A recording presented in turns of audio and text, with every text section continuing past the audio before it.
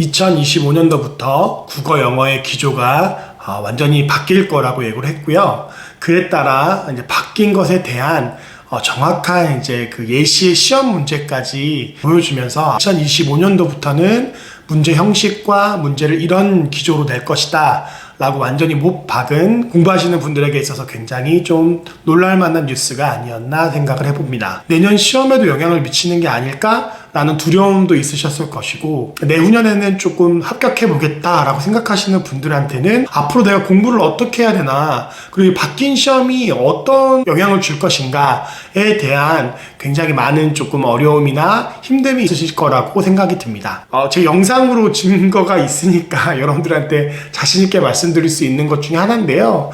작년부터 제가 계속적으로 이렇게 말씀드렸던 거예요. 국어 영어는 바뀔 거다. 그래, 바뀔 건데 이 바뀌는 기조는 분명히 논리와 추론으로 갈 수밖에 없을 것이다 라고 여러분들에게 계속적으로 작년부터 제가 말씀을 드렸어요. 작년부터 공무원 영어 시험이 이렇게 바뀔 수밖에 없는 이유에 대해서도 말씀을 드렸고, 왜 이렇게 가야 되느냐라는 부분에 있어서도 말씀을 분명히 드렸습니다. 여러분들께서 공무원 시험이 이렇게 바뀐다고 해서 좌절하시거나 시험이 굉장히 더 어려워진다라는 이야기들이 굉장히 많은데, 과연 내가 이걸 할 수 있을까? 라는 두려움과 어려움이 여러분들의 마음속에 있을 수도 있습니다.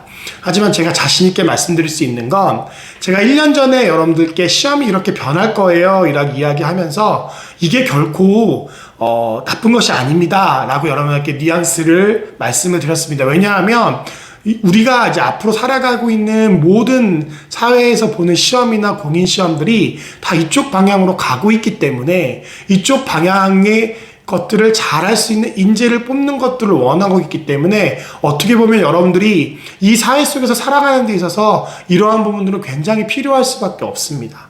그리고 그런 얘기 굉장히 많이 하잖아요. 공무원 시험 하면 이 공무원 시험 준비한 게 나한테 뭐가 남느냐 라는 이야기들을 굉장히 많이 하시는 것들을 봤고, 저도 그걸 인정했습니다. 진짜 공무원 시험은 아무 쓸데가 없겠다 라고 생각을 했는데, 바뀌는 기조를 보면 어떻게 보면 국어 영어는 지금 사회적으로 요구하는 그 트렌드와 굉장히 맞아가고 있기 때문에, 어쩌면 여러분들이 이 공부를 하는 게 크게 여러분들 인생에 마이너스는 아니겠다 라는 좀 긍정적인 이야기를 먼저 드리면서 오늘의 이 바뀐 시험에 대한 분석을 말씀드리고 싶습니다. 궁금하실 이야기로 좀 이제 본격적으로 들어가 봐서, 국어 영어의 기조에서 가장 중요하게 인사혁신처에서 잡은 건 무엇이냐면, 우리가 암기 위주의 시험에서 탈피하겠다라는 것이었습니다. 한국사나 전공 과목 같은 경우에는 그 기조에 포함시키지 않았습니다. 어쩔 수 없이 암기적인 부분을 여러분들한테 요구할 수밖에 없어요. 국어와 영어는 암기 위주의 그런 문제 형식을 충분히 탈피할 수 있는 수많은 문제 샘플이 지금 우리가 살고 있는 한국 사회에 존재하고 있습니다. 이번에 기조의 가장 큰 핵심은 암기식 위주의 문제를 탈피하겠다입니다. 그래서 국어 같은 경우에도 문법이나 어휘, 한자 같은 것들도 완전히 문제에서 보기가 힘들어졌습니다.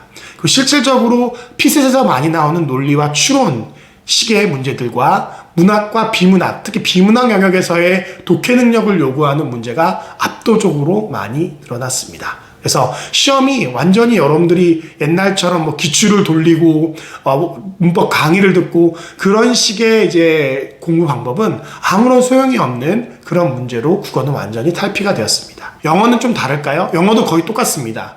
여러분 이제 공무원 이제 시험 보실 때 가장 힘드셨던 게, 공무원 영어 단어 그 어려운 거 언제 다 외우냐 맨날 고민하셨잖아요. 실질적으로 새로 바뀐 시험에 보면 어휘를 3문제라고 하면서 어휘 문제를 3문제 줬지만, 실질적으로 거기서 어휘 문제는 2문제였습니다. 마지막 3번 문제는 어법 문제에 가까워요. 어휘 문제라기보다는.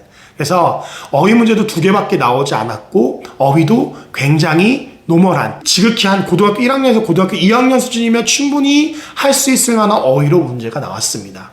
그래서 여기서 보여주는 건, 우리는 너네가 동의어 외우고 똑같은 이어동사 외우고 이런 거 원하지 않는다. 문맥 안에서 여기에 적절하게 쓰이는 단어를 집어넣는 그런 토익형 중심의 어휘 문제들로 문제들을 많이 바꾸었습니다. 그리고 문법도 여러분들이 공부하기 굉장히 어려운 편이었죠. 근데 그 문법 또한 어떻게 바뀌었냐면 실질적으로 여러분들이 문장의 구조와 동사와 그리고 기본적인 문법의 핵심들, 몇 가지 핵심들을 알고 있느냐를 물어보는 그런 문법들을 냈어요. 그리고 친절하게 문법의 밑줄을 그어줌으로써 너가 봐야 될 문법은 이거야 라고, 이것만 생각해봐 라고 여러분들이 문법을 사고하는 그 폭을 굉장히 줄여줬습니다. 그리고 문법 문제도 3문제로 줄었죠. 실질적으로 그 문제집에 보면 문법 문제가 2개인 것처럼 보입니다. 근데 3개를 냈습니다. 마지막 어휘 3번은 문법에 가깝습니다. 제가 다시 한번 말씀드립니다.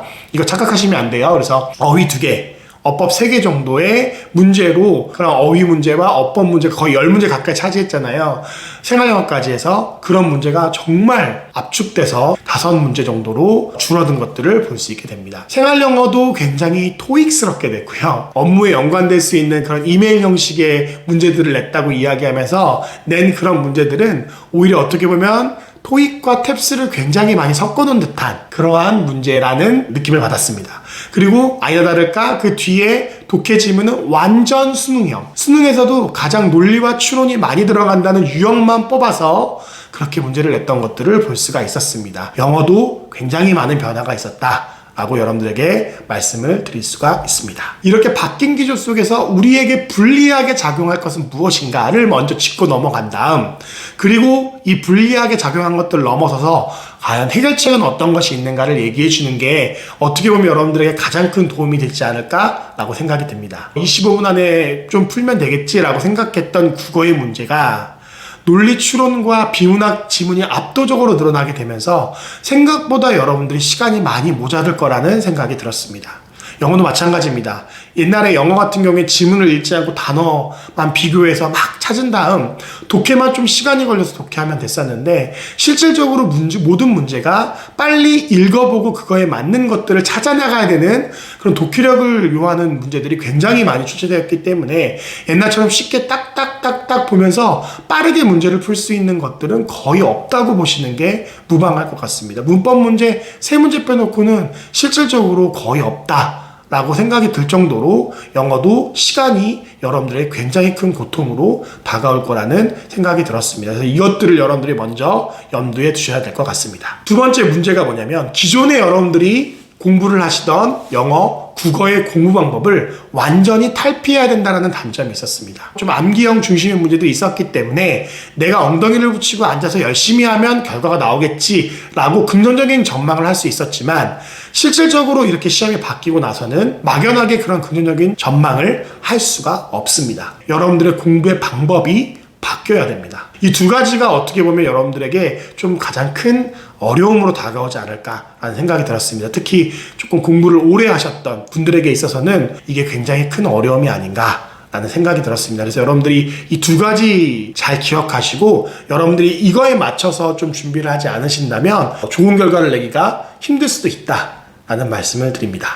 그러면 이러한 바뀐 시험 속에서 바뀐 시험이 어떻게 바뀌었나 제가 말씀을 드렸고 이 바뀐 시험을 통해서 여러분들에게 가장 크게 단점으로 작용할 게 무엇이겠는가 라는 부분도 말씀드렸고 여기까지만 말씀드리면 제가 너무 나쁜 선생님이죠. 그래서 제가 여기서 한 단계 더 나아가서 그럼 어떻게 준비해야 하는가에 대해서 조금 좀 자세하게는 설명을 못 드리겠지만 대략적으로 여러분들께 방향성만큼은 제가 정확하게 제시해 줄 수 있을 거라 생각이 들기 때문에 그 방향성들을 좀 제시해 드리도록 하겠습니다. 먼저 국어는 여러분들이 그 전에 돌렸던 기출, 문법이나 어휘나 다른 부분들에 있어서 기출 방식으로 돌렸던 그러한 공부 방법은 절대 사용하시면 안 됩니다. 이제 국어는 여러분들이 논리와 추론을 강화시킬 만한 또 문해력을 늘릴 만한 그런 문제들을 찾아서 풀어보고 그런 것들을 어떻게 해야 되는지 어떠한 사고를 가지고 내가 차례차례 생각을 해야 이러한 결론에 날 수 있는지에 대한 강의를 들으면서 아마 그런 강의들이 나오기 시작할 거예요. 피셋 강의 비슷하게 아마 나오기 시작할 겁니다. 그래서 그런 강의들 들으면서 그걸 적용할 수 있도록 여러분 스스로 문제를 푸는 시간이 굉장히 중요해졌습니다. 원래는 여러분이 책을 많이 읽고 다양한 서적을 접하면서 여러분들의 문해력과 논리력을 키워야겠지만 여러분들에게 그럴 만한 시간이 없잖아요. 그게 여러분들에게 큰 도움이 되실 것입니다. 그리고 두 번째, 비문학 문제는 여러분들이 이제 수능형으로 고등학교 학생들을 대상으로 나온 수능 국어 문제 유형의 문제들이 굉장히 많이 나와 있습니다. 뭐 매산비부터 시작해서 굉장히 많은 유형들, 수능 특강도 있고 여러 가지 유형들의 문제가 있는데 그러한 유형의 문제들을 무조건 풀어보셔야 합니다. 그걸 안 푸시면 여러분 굉장히 힘드실 수가 있습니다. 논리 추론형 문제에 대한 접근, 그 다음에 비문학, 독해에 관한 접근 이것들을 나눠서 공부하신다면 분명히 좋은 점수를 얻으실 수 있으실 것입니다. 그리고 국어에 약하신 분들은 절대 이거 2개월, 3개월, 4개월 만에 실력이 오를 거라고 생각하지 마세요. 꾸준히 한 6개월 정도 이상 했을 때 어느 정도의 빛을 보실 수 있으실 것입니다. 영어에서 여러분들이 중요한 점은 뭐냐면 이제 절대 공무원 기출단어집을 외우면 안 됩니다. 이제 여러분들 수능 필수 단어만 완벽하게 외운다 할지라도 여러분들이 충분히 좋은 점수를 맞을 수가 있습니다. 일단 단어는 수능 필수 단어로 돌아가야 된다. 문법은 문장 구조와 그 다음에 문법에서 굉장히 중요하게 여기는 몇 가지 주요 포인트 한 5가지에서 6가지 진짜 수능 가르칠 때 제가 그렇게 하거든요. 그런 문법 포인트 정도만 알고 공부를 끝내시면 됩니다. 그리고 문제를 풀어보는 게 오히려 굉장히 효과적일 것입니다. 문장 구조를 파악할 수 있는 문법을 먼저 공부하시고 그거에 맞춰서 구문 독해를 연습하시는 게 필요합니다. 여러분들이 구문 독해만 공부하실 게 아니라 문해력을 키울 수 있는 문장 전체를 이해하고 요약해보고 이 연습들을 반드시 하셔야 합니다. 이제 제가 작년부터 이거 하라고 말씀드렸어요. 작년부터 이거 안 하면 안 된다고. 근데 암기형 문제일 때도 그랬는데 이제 완전 바뀐 시점에서 이제 안 하면 여러분들 영어는 굉장히 힘들어집니다. 이런 설명을 들었더라도 아마 여러분들이 잘 이해가 되지 않거나 잘 모르겠는데 라고 생각이 분명히 드실 수 있으실 거예요. 주저하지 말고 저희 카페나 유튜브 댓글 달아주시고 도움을 요청하시면 언제든지 도움을 드리도록 하겠습니다. 오늘 영상은 이걸로 마치겠습니다. 감사합니다.